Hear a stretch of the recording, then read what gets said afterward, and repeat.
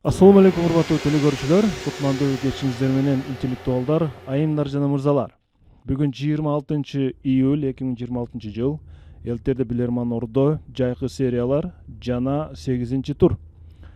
Бүгүн урматтуу телекөрүүчүлөр, сиздерге каршы биздин Ордобузга жаңы команданын бет ачар оюнун өткөрөбүз. Мына ушул сиздер көрүп турган команда бүгүн Билерман Ордодо биринчи жолу ойномокчу. Аны эмес урматтуу телекөрүүчүлөр, мен сиздерге команданы Ордого чакырууну баштаймын. Демек бүгүнкү оюнда Садык Сүйүнбаев келген. Команданын мүчөсү, кесип боюнча куруучу. Кийинки катышуучубуз Абдурасулжан уулу Элдар.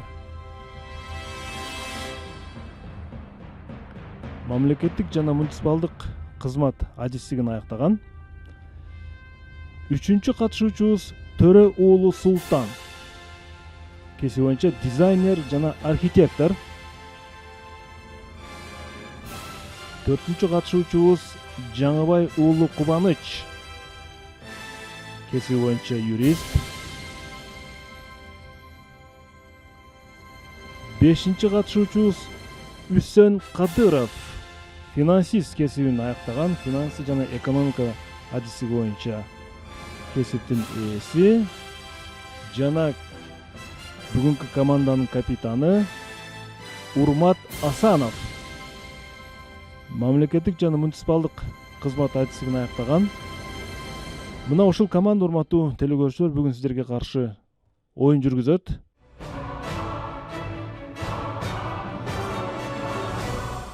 Дагы бир жолу кош келипсиздер, Урмат мырза.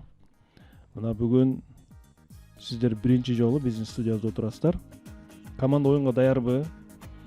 Маанайыңыздар жакшыбы? Кандай сезимдер курчап турат учурда? Ой бөлүшсөңүз. Урматтуу алып баруучу, биринчиден ассаламу алейкум. Бүгүнкү ошол студияга алгачкы ирет катышып турабыз.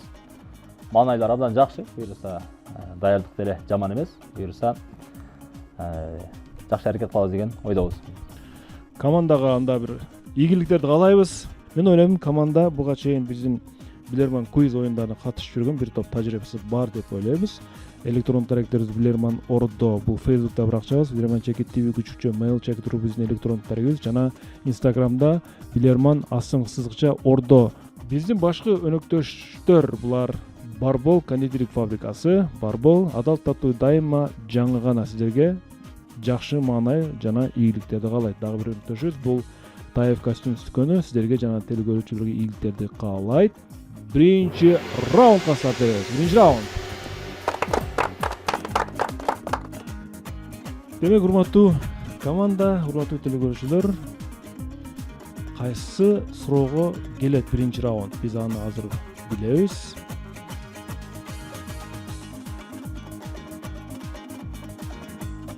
Биринчи раунд сиздерге каршы Ильяс Иркеев Манас шаарынан суроо жөнөткөн. Урматтуу команда, математикалык теңдемелер сыяктуу элестетиңиздер дейт. А, жазсаңыздар болот. А барабар 2 экен. Мындайча айтканда А 2-ге барабар дейт. Б, латынча Б-ны айтып атам, 3-кө барабар деп элестетиңиз дейт. А-ны 2-ге, Б-ны 3-кө барабар деп элестетиңиз. Эгер экөөнү кошо турган болсок, математикалык эсепте 5 чыгыш керек. Туура, урмат? Ооба. Бирок экөөнү кошо турган болсок, 5 эмес, 4-кө барабар болуп чыгат.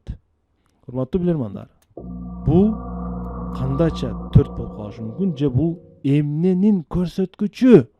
Эгер эстеп көрсөңүздөр, сиздер бул көрүнүштү кайсы бир жерлерден көргөн болушуңуздар мүмкүн. Минута кетти. 4. А 2-ге барабар экен. 3-кө барабар. 3-кө барабар. 3. С 5 болгон болсо, эгерде 5тен 3тү алсак, жок. 3тен 2-ни алсак, жок, просто Быны кошуш керек болот. Мисалы дейм, мисалы 3 дегенде, мисалы римский цифраны алсак, 2 деген кошсо экөө 4 болуп калды дегенге окшогон нерсе да. Биз сырттан көрө турган нерселер экен. Анча-анча көрөт экенбиз да. Жок, бул математикага тиешелүү эмес. Бул бир нерсенин размери эмеспи, көлөмү. Мисалы А4 бумага болушу мүмкүн. А3, А5. Жакшы. A2 A3 кичинерээк болот. A4 А2 чоңураак болот да. Ооба. Ошол экөөбүздүн кошсок 4 болот. 4 болуп калдык да. А4 баракчыга ошондо. А4ге. А4 барак чыгып калыш керек экен да үчөө ошондо. Жок. Башка нерсе ойлоп көрөлү. Дагы башка варианттар бар. Башка вариантчы. Бул да бир вариант болушу мүмкүн. 3-2.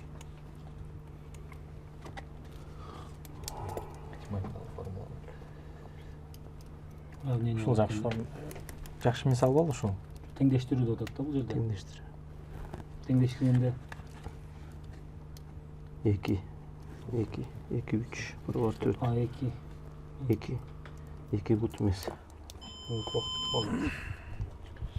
Урматтуу команда 1 мүнөт убакыт ушинтип тилекке каршы аяктап калды. Урматтуу алып барчу, бул суроого бизде Элдар мырза жооп берип көрсүн. Элдар мырза, Урматтуу алып баруучу, биз командадан ар түрдүү варианттар чыкты. Лист деле деп көрдүк, кандын группасы деп деле көрдүк. Ошолордон биз кандын группасы деп ойлодук. кандын группасы. Жооп кабыл алынат. Эмне себептен кандын группасы деп ойлодуңуздар? Комментарий бере аласызбы? Элдар. Мисал айталык. Кайсы жерде биз мен жооп берсем болобу комментарийге? болот. Бул жерде А тамгасы бул положительный группа болуп калат, Б тамгасы отрицательный болгондо мен толук билбейт экенмин, бирок экөөнү кошкондо бир группа чыгат да. Ошол негизден ушул чечимге келдик.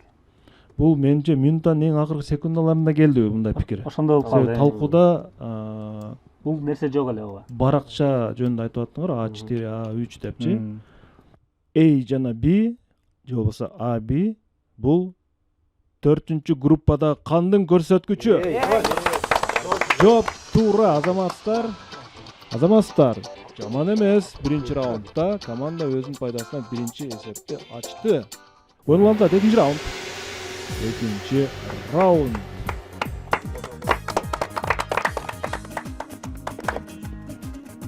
Урматтуу телекөрүүчүлөр, мен жогоруда айта кеткендей, бул команда биздин өнөктөшүбүз Барбол кондитердик фабрикасынын курма командасы. Биз негизи көптөн бери муну план кылып жүргөнбүз. Данияр Тажибаев Баткен облусунан сизерге каршы суроо берет.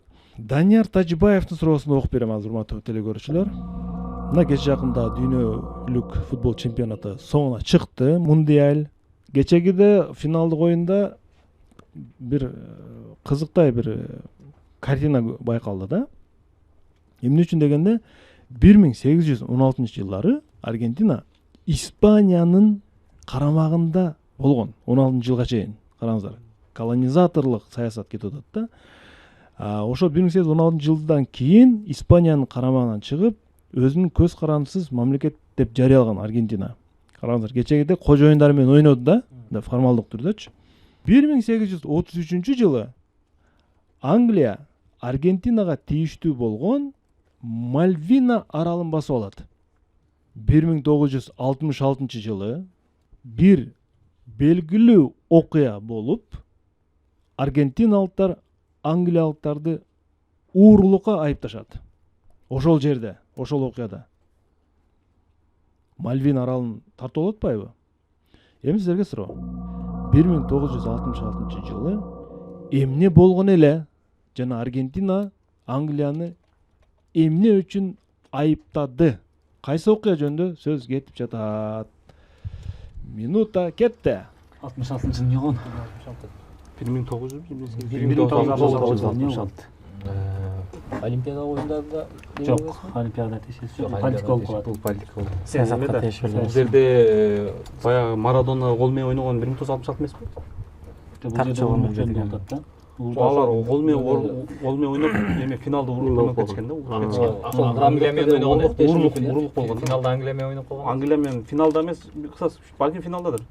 бирок кол менен точно ойногон да. эсеп алып койгон. Неме болуп сенсация болуп кеткен да, кол менен ойногон. Уурулук ошо 1966 болсо утуктуу урурлук болуп калабы ошол. Утуктуу уруп грамдыкта жеңген болсо урурлук кылды деген. Жеңишти урдап алды дегендей да. Биринчи вариант Футболдон болушу мүмкүн да. Марадона башка дагы эмне болушу варианттар. Если колониалдык болгондо, мисалы үчүн бул жерде бизди адаштыруучу суроо болушу мүмкүн да. Басып алуу депчи, арал деп. Биз азыр ошол ошондо аралды басып алган болсо урурлук болбойт да, бул басып алуу болот. Рейдерский захват сыяктуу. Антан бул жерде ошол Англиянын футболдо ошол жеңиш келет футболу. ошол токтойт. футболго тутку берет. Дүйнөлүк политикада башка нерсе болгон эмеспи? Башка вариантты карап көрөлү. Башка вариант Нерсе болгон бирок 66-жылы. Урмат мырза, ким жооп берет? Урматтуу алып баруучу, бул суроого бизден Садык мырза жооп берип берсин. Садык Сүйүнбаев 1966-жылы кайсы окуяда Аргентина Англияны айыптайт? Эмне деп айыптайт? Урматтуу алып баруучу, бизде көптөгөн варианттар чыкпады негизи. Бир ишенимдүү вариант чыкты. Эми бул биз билген маалымат боюнча ошол Диего Марадона, биз билебиз, футболдо Аргентиналык эң мыкты оюнчулардын бири, тарыхта калган. Анан ошол бир оюнда ошол Англия менен оюнунда гол менен гол киргизген, аны калыс байкабай калгандан анан гол эсептелип калган. Ошол оюнда Аргентина жеңилген. Аргентина жеңген, Англия жеңилген. Ошону айтышым мүмкүн. Кайсы окуя деп назарга тутасыз ошону 66-жылы? Футбол Англия Аргентина оюну. Жооп кабыл алынат. Макул, мен сизди кыйнабайын. Туура жоопту айтайын. 1966-жылы футбол боюнча Англияда дүйнө чемпионаты өтөт. Жана ал жерде Англия менен Аргентина оюнда калыстын туура эмес, мына кечеде деле калыстар аябай көп эреже бузду деп атпайбы? Калыстын туура эмес чечими менен Аргентина жеңилип калат. Садык мырза. Ошондо Аргентинанын бийлиги Англияга айып коет. Силер биздин Мальвина аралын кандай уурдап алган болсоңор дейт. Бүгүн дагы биздин жеңишти ошондой эле уурдап алдыңар депчи. Негизи мындай талкууда ушул сөздөр айтылып атат азыр Садык сиздердечи. Жеңишти уурдап алды тиги бу депчи. Бирок сиз мына корректировкалай албай калдыңыз да, менин баамымдачы. Негизи 60-жылы футбол болгондугу бул анык. Экөөнүн футбол ойноп аткандыгы бул анык. Негизги өзөктү сиз таптыңыз, болгону толуктай албай калдыңыз. Азырынча өл команда дагы бир упай тапты деп эсептейбиз. Себеби жоопто футбол оюнунда болуп атат да бул маселе. Болгону айыптап атат. Сиздер аралды уурдап алгандай жеңишти да уурдап алдыңар деп. Түшүнүктүүбү, урмат мырза? Жол ушундай эле болчу, ошо футболдо грамдык боюнча деп неме болду. Ооба, мен аны уктум. Корректировка кылган. Топтой албай калдыңар коюңардычы, менимче. 2-0 азырынча команда жакшы деп турабыз азырынча, жакшы баратат. 3-чү раундга старт беребиз. 3-чү раунд.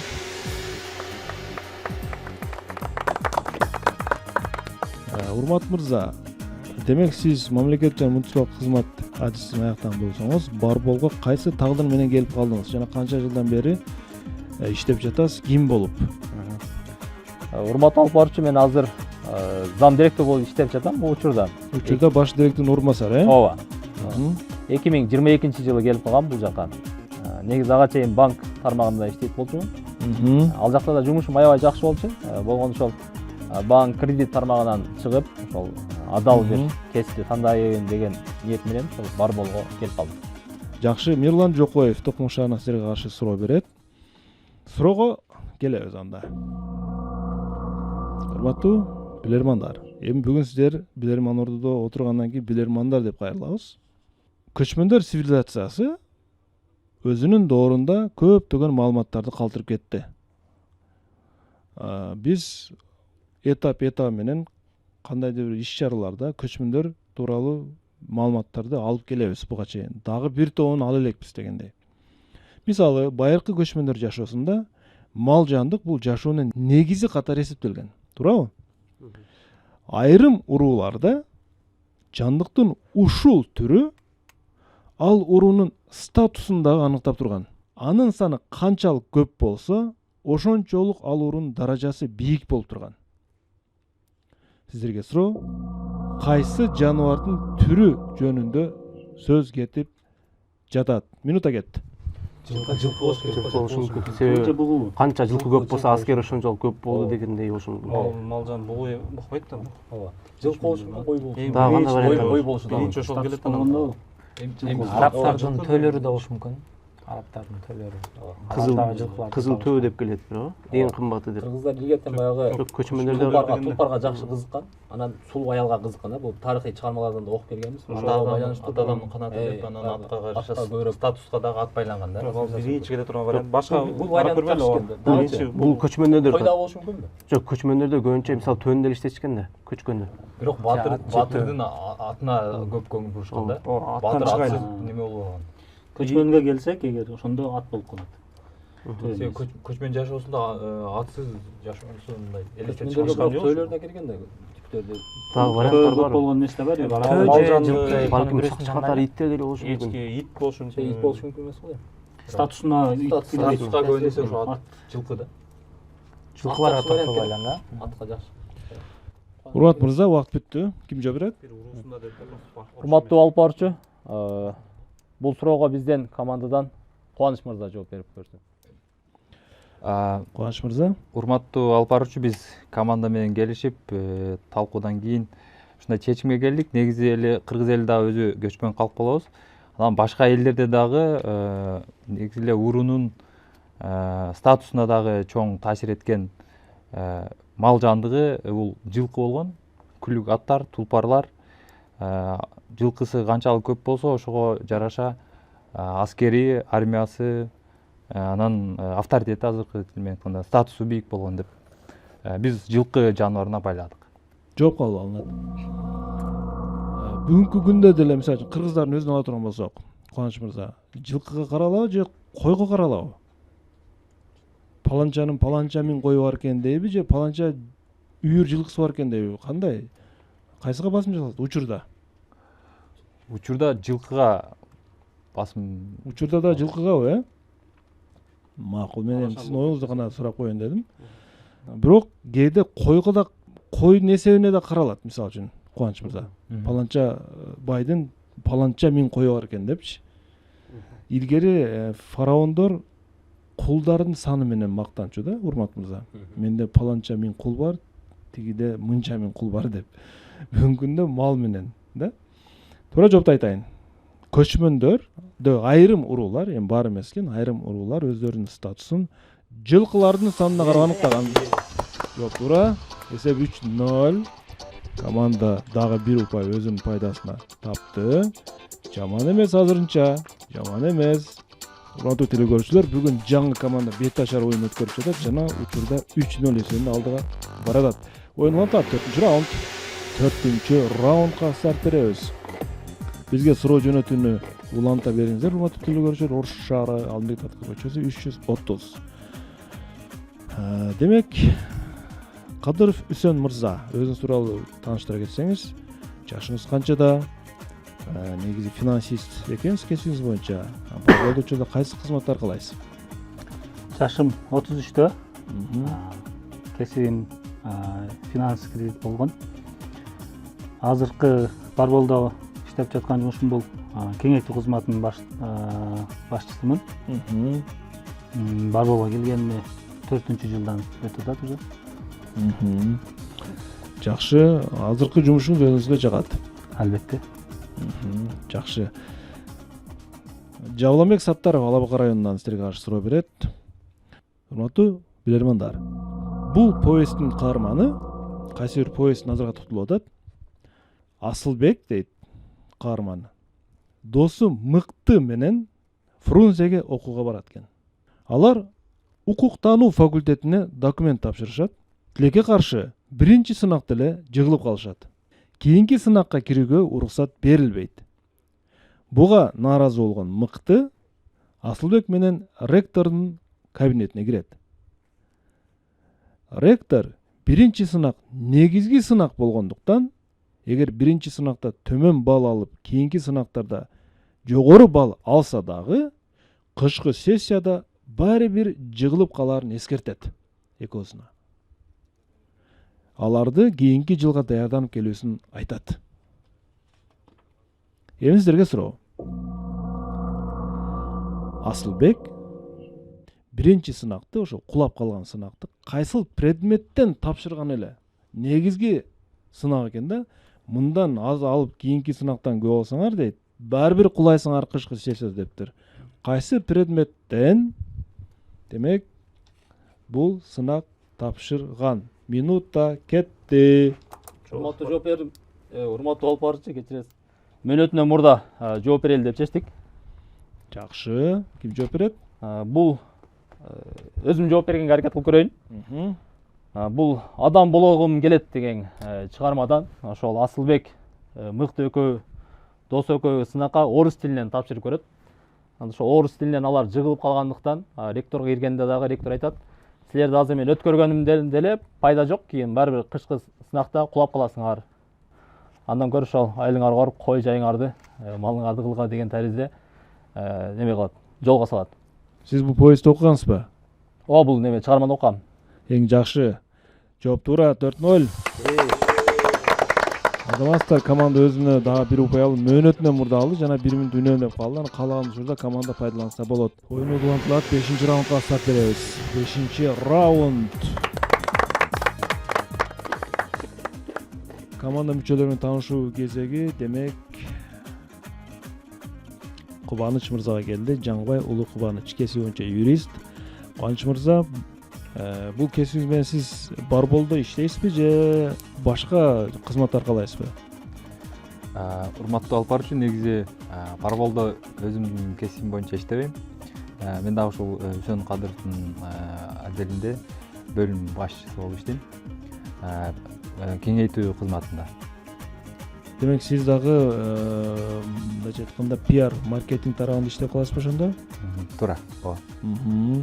Жанета Эсенгелдиева Бишкектен силерге каршы суроо берет. Суроого көңүл бурабыз. Быйыл Кыргызстанда канчанчы көчмөндөр оюндар болот? Урмат мырза, билесизби? 6-чы. Так маалыматы жок экен. 6-чы деп атышат команда баштарым. 6-чы көчмөндөр оюндары, Суроо да ушундай. Эмне үчүн көчмөндөр жазма маданиятты эмес, ооздеги чыгармачылыкты көбүрөөк өнүктүрүшкөн, же болбосо ошого көбүрөөк басым жасашкан? Кетти минута. Сактаган жери жок болгондо. Ооба. Көчүп жүргөндө. Анан озон-озго айтылганда бизде баягы чыгармалар көп озон-озго айтылган. Мисалы Манас тили озон-озго айтылган, ошон үчүн озек айтылып жүргөн да. Кагазда жазылган болсо өтүп кетиши мүмкүн, жоголуп кетиши мүмкүн. Бирок ташка чегилген немелер бар, саймалык таштар, башкалар. Бирок ошол озек айтканда озон-озго айтылып, сакталып калган да информация. Биздин алфавитибиз жок болгон үчүн Жок, тилибиз дагы өзгөртүлгөн да. Фарси болгондо эл көчкөндө ашыкча кагаз жүктү алып жүрбөйт да. Анан оз менен эле озмоз кеткен. Поташта баягы жазып жүрүш да кыйын болгон да. Ошон үчүн баягы озек айтканда ыңгайлуу болгон барга. Экинчи тарабы озеке айтканда, мисалы балага дейли. Тил жагынан пайда. Тил жагынан дагы, мышление жагынан дагы, тарбия жагынан дагы бир өзгөчө бир пайдасы бар. Кругозорун өстүргөнгө жакшы пайда берет. Жаттап калыш. Ишенимдүү да сакталып калган да. Эгер ооздан оозго өтүп келген болсо. Урмат мырза, ким жооп берет? Урматтуу алып баруучу, бул суроого Кубаныч мырза жооп берет. Кубаныч мырза.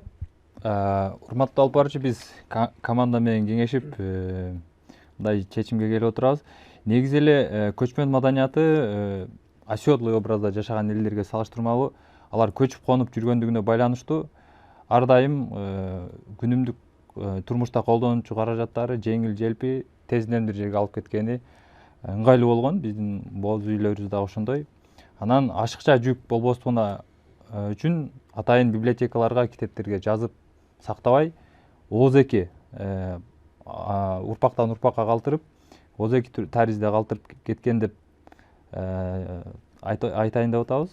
Ошол себептен дагы озеки маданиятты тандап алышкан.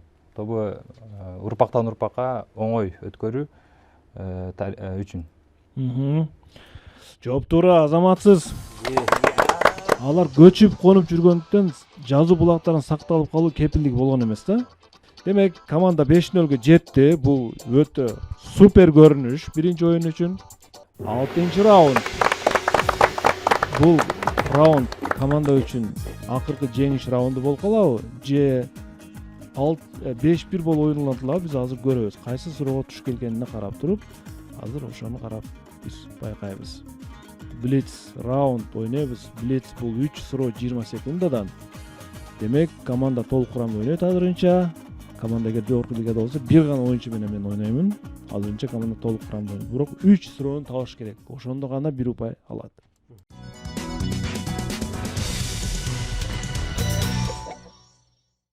Сиздерге каршы биринчи суроону Александр Герасименко берет. Чувашия Республикасынан, Россия Федерациясы. Белгилүү орус публицисти, жазуучусу жана сценарист Александр Смирновдун бир айткан сөзү бар экен да. Бир жылда дейт, 2 күн бар. Ал күндөрү биз эч нерсе жасай албайбыз деген. Сиздерге суроо, булар кайсы күндөр? 20 секунда келет. Өлгөн күн. Bir жылда дейт. Bir жылда өмүрдө эмес. Bir жылда 2 күн бар дейби? Эмне болушу мүмкүн? Эч нерсе жасай албайбыз. жаңы жыл майрамы эмес. Жаңы жыл болушу мүмкүн. Жок, жаңы жылда жасай берет. Февралдын багы 2 күн эмеспи? 28 күн. Ошол күн келип калганда 29-30 күн 29 же бир күн болуп калган. Ал еще 4 жылда бир келет.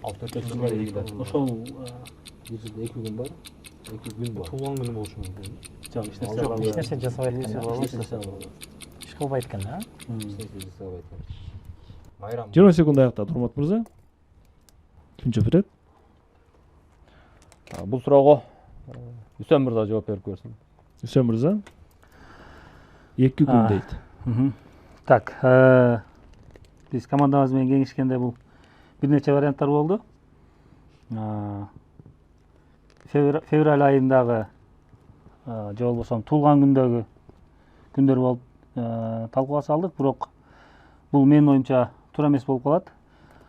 Чындыгында келгенде бул суроого жооп тапканы бир аз жетишпей калдык.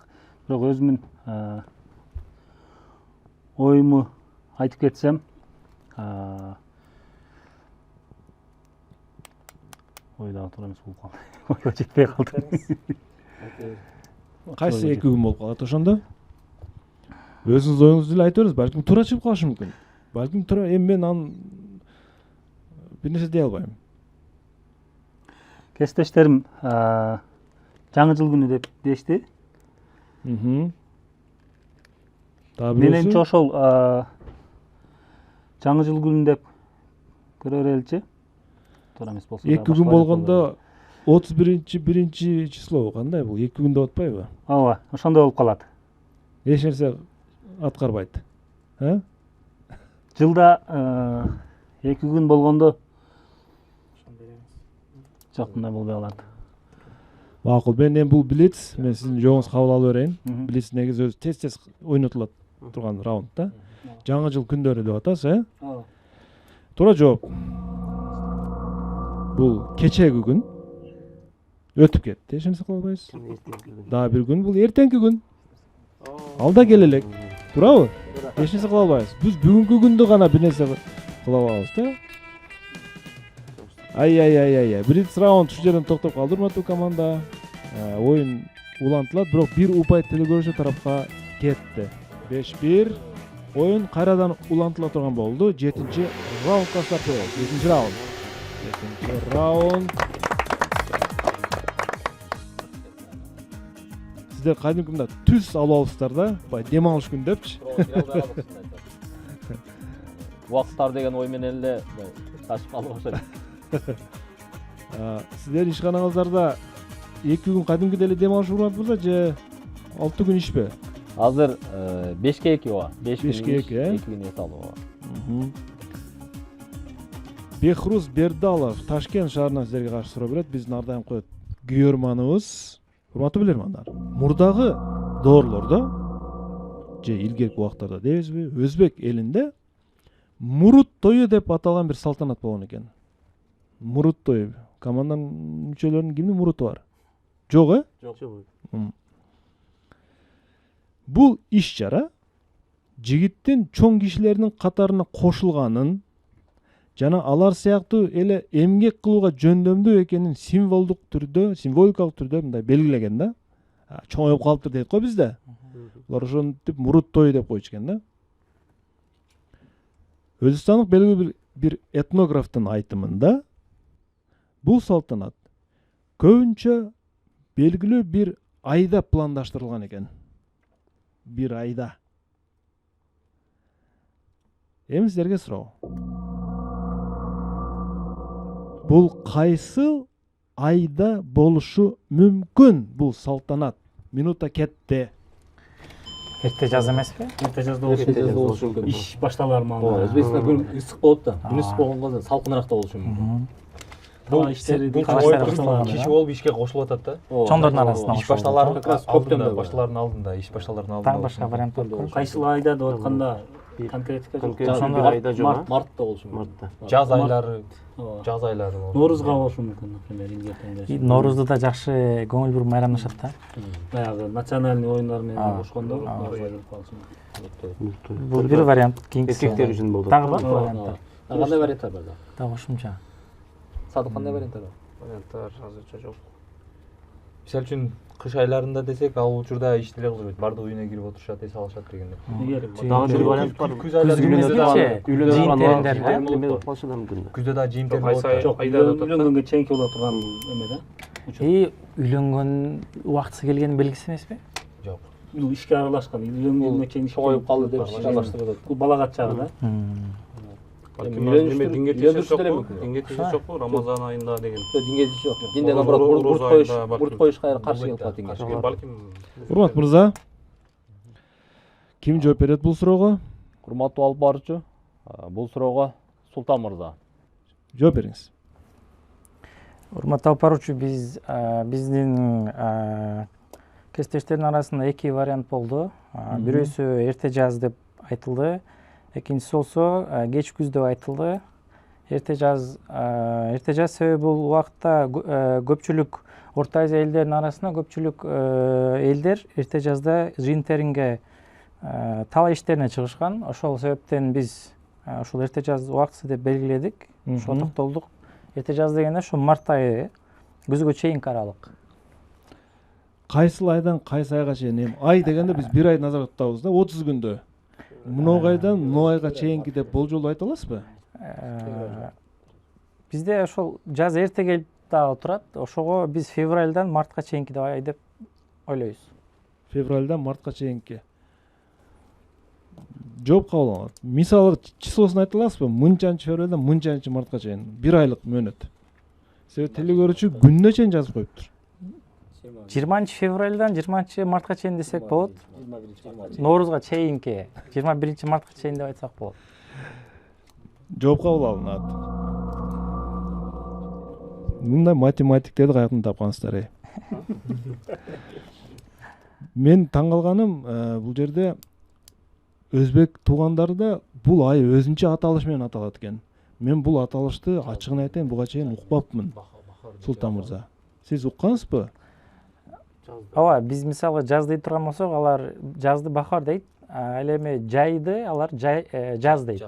Жок, ооба, аны билем. Айдын аталышы. Ошол мурутчандардын. Жок, маалыматыбыз жок экен, урматтуу алып баруучу. Хамал деген аталышты уккансызбы? Уккан эмес экенбиз. Урмат мырза, сизчи? Жок, уккан эмеспиз. Хамал укпагансыз, Жок. Хамал айы деген ай бар экен. Хамал дейт экен, мен дагы биринчи жолу угуп атам. Бул ай, урмат мырза. Азыр Султан мырза айтып атпайбы? 20 февралдан 21 мартка чейин дедиңизби, айтор, Да, туура. Бул айы 21 марттан 20 апрелге чейин экен, урмат мырза. Бир ай эртерээк айтып койду азырчы Султан, бир ай. Мен өзүмдүн оюм ошол апрелге чейин деп айтайын дегем, мен баягы кесиптештердин оюнда угуп көрүп. Сиз анда туура баамдаган экенсиз, Султан мырза. Ооба. Ооба, бул Нооруздан баштап 20 апрелге чейин. Себеби бул убакта жазгы талаа иштери башталып, Султан мырза. Аябай сынала турган убак экен да, жигиттичи. Ана мурутун чыгытып кеттик талаага деген. Туура. Телекөрүүчү тарапка дагы бир упай кошулуп кетет бул жерде. Оюн болсо улантылат. 8-раунд. 8-ci rauнд. Урматтуу телекөрүүчүлөр, биз бүгүн 8-ci турду ойноп жатабыз. Жана бүгүн бизде Урмат Асановдун командасы ойноп жатат. Төрө Уулу Султан, дизайнер, архитектор азыркы бизге жооп берген оюнчубуз. Султан мырза, жашыңыз канчада жана бул кесипти сиз качандан бери аркалайсыз? Бар болду ким болуш дейсиз? Жашым 30-да, урматтуу алып баруучу. Мен алгач мектепти бүтүп эле ошол архитектура багытына кызыкканмын. Ошол себептен өзүдүн Ош технологиялык университетине дизайн архитектор кесибин окуу үчүн тапшырганмын, аны бүткөнбүз. Кесибимде иштеп көрдүм. Бар болгого чейин ошол курулуш компаниясында иштедим, Карагай аттуу. Бар болдагы жаныбызда эле, бул жактан жакшы сунуш болгон үчүн бар болго келини чечкенмин. Ислам Шайлокул уулу Ак Сары районунан силерге каршы суроо берет. Суроого өтөбүз. 18-кылымдын башында Россия императору Петр I орус элине жаңылануу саясатын жүргүзүп, орус тилиндеги бир аталышты французча аталышка өзгөртөт. Негизи Петр I аябай көп реформа кылган деп айтылат тарыхтачы. Андан 100 жыл өтүп, дээрлик бир кылым, француз императору Наполеон ошол нерсенин өзүн алып келип көрсөтөт орус элине. 100 жыл мурда анын аталышын алып орус тилине кошуп алышса, 100 жылдан кийин ошол нерсенин өзүн көрүп атат орус элич. Бирок азыркы күнгө чейин орустар анын французча аталышын атап келишет. Сиздерге суроо, эмне деген аталыш бул? Бүгүнкү күндө орустар муну ошол французча аталыш менен атап келишет. Минута кетти. Торт эмеспи? Торттун аты эмеспи? Барада эмеспи? Барада о французча Наполеон. Наполеон. Кийин чыкканбы? Кийин чыккан болуш керек ал. Жалюзи эмеспи? Мисалы үчүн кардиналар занавесканы до сих пор жалюзи дешет. Ооба. Жалюзи французча сөзбү? Айтылышы Бирок бул алып келип туруп көргөзгөн болот да 100 жылдан кийин. Наполеон деле эмеге согуш ачкан да тура Россия. 1812-жылы алып келген да. Согуштук бир неме аппараттар, неме техника болушу мүмкүн, Мылтык болушу мүмкүн ба? болушу мүмкүн балким. Мылтык болушу да мүмкүн. Французча кандай аталыштар бар немеде? Согуштук армия. Ошол жагына карап көрөлү. Мылтыктын атын табайлыбы? Жок. Так, Россия. Жалюзи. Кошумча жардам алып көрөт. Жана вакыт алып көрбөлү. Болмаса болду 1 минутта. Наполеон торт деген деле жакшы экен. Торт жакшы барат. Торт жакшы барат. Азыр бизде деле бар да, биз ошону атап атабыз. Наполеон көрсөттү деген өзүн көрсөттү. Өзү келиши мүмкүн да. 100 жылдан кайрада калып келип атпайбы? Наполеон келип өзүн деле көрсөткөн эмес, өзү келди да. Наполеонду көрүшүп атат орустар. Жок, торт эмес. Же жалюзи, же картошка. Картошка болушу мүмкүн.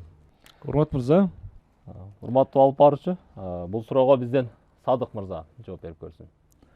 Садык Сүйүнбаев, Наполеон эмнени көрсөтүп атат орустарга 100 жылдан кийин? Урматтуу алып баруучу, бизде ушул кызыктуу вариант чыгып атат. 18-кылымдын башында дейт. Биз билгендей Наполеон деген торт бар. Ошол тортту балким орустар мурда башкача атап жүрүшкөн. Кийин Наполеон деген ат менен ата Петр I өзгөрткөн болсо, кийин 1900-жылдан кийин Наполеон өзү келген да, аны өзүн көргөн дегендей. Наполеондун өзүн көрсөткөн. Ошондо Наполеон орустарга торт алып келгенби? Өзү Наполеон дегенде эми өзү аты Наполеон болуп атпайбы ошого? Өзүн көргөзгөн дегендей. Демек сиз назарга тортту тутуп атасыз. Ооба. Жооп кабыл алынат. Албетте сиздер эми кондитердик фабрикада иштегенден торт деген идея келишип турган сөз.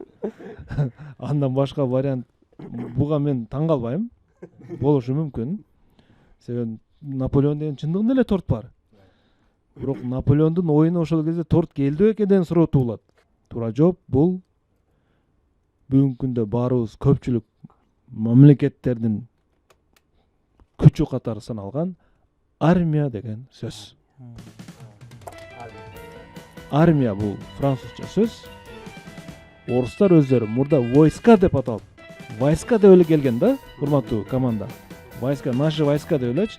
Бүгүнкү күндө армия деп аташат да. Орустар да биз деле армия дейбиз. Бирок эсеп 5-3 телекөрүүчү тарапка дагы бир упай кетти. 10-раундга старт беребиз.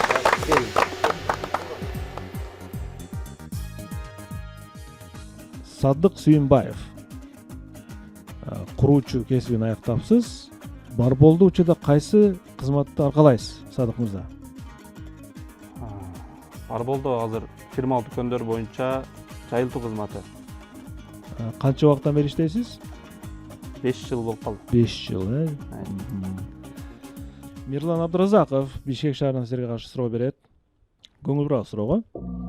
Кыргызстандын белгилүү режиссеру, мен анын атын айтпай турам азыр. Бул кинотасманы Мар Байжиев, драматург Мар Байжиев экөөсү 1984 жылы Кыргыз фильм киностудиясында тартып, аны 2 бөлүмдөн тартышкан экен. Көркөм тасма бул. Тасма 1985 жылы экранга чыгып, көрсөтүү укугун дүйнөнүн 35 өлкөсү сатып алган. Караңыздар, кыргыз кинофильм аябай чоң прокатка сатылган экен да ошол учурда. 1985 жылы дагы Берлинде өткөн эл аралык кинофестивалда Күмүш аю сыйлыгына ээ болот экен бул кинотасма. 1986 жылы Азия өлкөлөрүндө өткөн фестивалда Дамаск кылычы сыйлыгын алган. Кинотасма жалпысынан кыргыз элинин жашоо образын, кайраттуулугун, балким баатырлыгын дагы даңазалайт. Урматтуу билермандар, Мар Байжиев менен тарткан кайсы кыргыздын белгилүү кинорежиссеру же болбосо кайсы кинотасма жөнүндө бул жерде сөз кетип жатат. Кетти минута. Болот Шамшиев менен Мар Байжиев тарткан кинолордон эмеспи? Болот Шамшиев кайсы кино атканда? Болот Шамшиев бүт Үлкөн кемелерди ушул атканда туурабы? Ак кеме, берки Ак Бурандын көз жашы. Конкреттүү бир фильм деп атат. Даңазалаган кайсы кино? Белгисиз маршрут болушу да мүмкүн, бирок ол кийин тартылган да. Үлкөн кайраттуулук болсо үлкөн болсо да мүмкүн. Жок, үлкөн болушу мүмкүн да. Ал кийин чыккан. Бирок кийин чыкты да. Советтер Союзунун учурунда 85 жылдарда эми болсо эч качан жеңе албайт эле да ал учурдачы. Цензура бар. Чыңгыз Айтматовдун чыгармаларынан. Чыңгыз Айтматовдун чыгармаларынан болушу мүмкүн. Кайсы Жерде жанагы тизмелеле. Сүймөнкул Чокмаров катышкан. Сүймөнкул Чокмаров дагы СССРдин азыркы Оскарга окшош сыйлыктарын көп уткан да.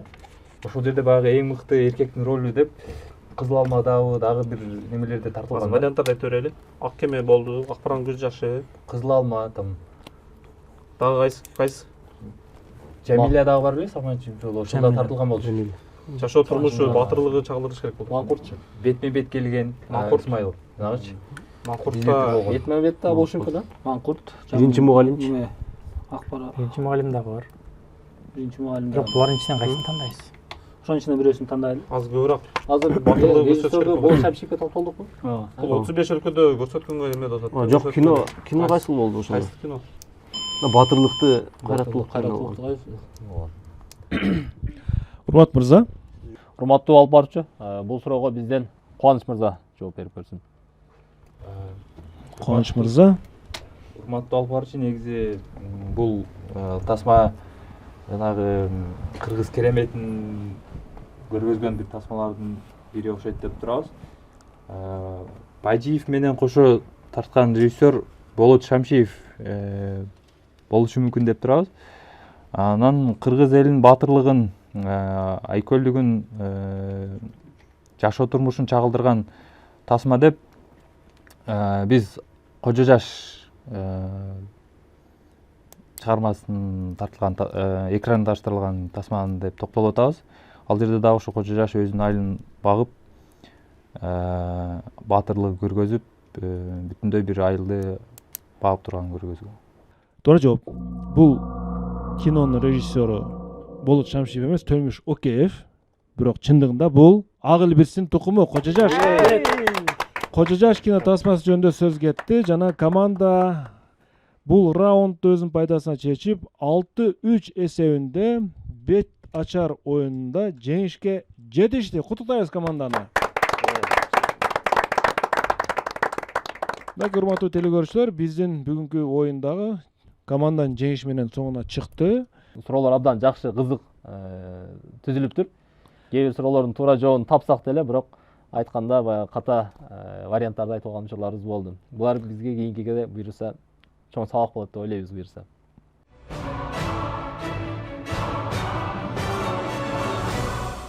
Урматтуу телекөрүүчүлөр, бүгүнкү оюнду биз жыйынтыктайбыз. Билеги күчтүү бирди жыгат, билими күчтүү миңди жыгат демекчи. Анда эмесе урматтуу телекөрүүчүлөр, биздин оюн соңуна чыкты.